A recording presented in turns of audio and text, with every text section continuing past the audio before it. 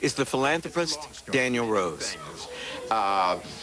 There's no question in my mind that the challenge of bringing inner-city disadvantaged children into the mainstream of American life is, without any question, the most pressing, important social problem in American life. That's the problem. Anyone who doesn't see it or doesn't address it is not being in the real world. But there are all kind of people who don't care. They cut back all these social programs. They don't care. It's almost as if they think we have a permanent underclass, and it's their own fault. It's their own fate. Did you ever hear of the fellow who refused to bail out the leaky rowboat because the leak was not under his seat? We're bailing out the rowboat.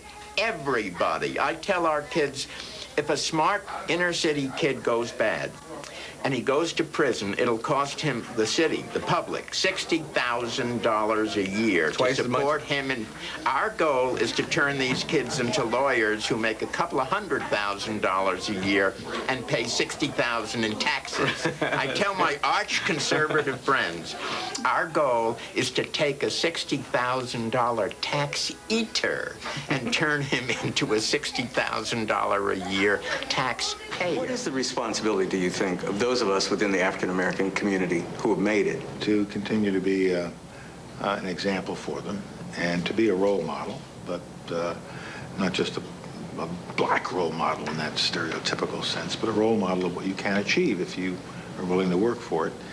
And secondly, if we have been successful, financially successful, we ought to give some of it back to the community. You can do it through scholarships, you can do it through donations, you can do it through mentoring, you can do it through adopting a school. There are lots of ways to do it, and everything I've just mentioned to you I have done, tried to do.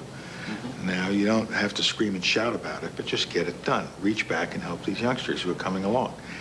And to the extent we have benefited from this society, we can't just walk away from these youngsters. But, General, why do we have more of a responsibility, it seems sometimes, those of us who are in the black community who have made it, than our white counterparts, our white colleagues, who are not sitting around worrying about white people out in the hills of West Virginia, let's say where I'm from, or in some in the hinterlands. Do you know what I mean? Yeah, because our youngsters need us more, perhaps, for one point I would make. And our youngsters are still living in a society that is really only one generation removed from racism, discrimination, segregation, economic deprivation, and we're still suffering from that. We have got to get to our young people and tell them they can be successful. We have got to get to our young people and tell them Rosa Parks did not ride in the back of a bus and Martin Luther King did not die so you could call young girls bad names, so that you could act like a fool, so that you could put stuff up your nose, or that you could stick up somebody. Now, that is not acceptable. We've come too far to self-limit ourselves. We need a national strategy that's going to address the needs of our young people, particularly our youth in the urban areas. They need jobs. They need jobs at prevailing union wages, or what we call a living wage. They need education and training, and they need recreation and culture. Right now, in all of those areas, those services are diminishing or disappearing. If not vacant. That's right, vanishing.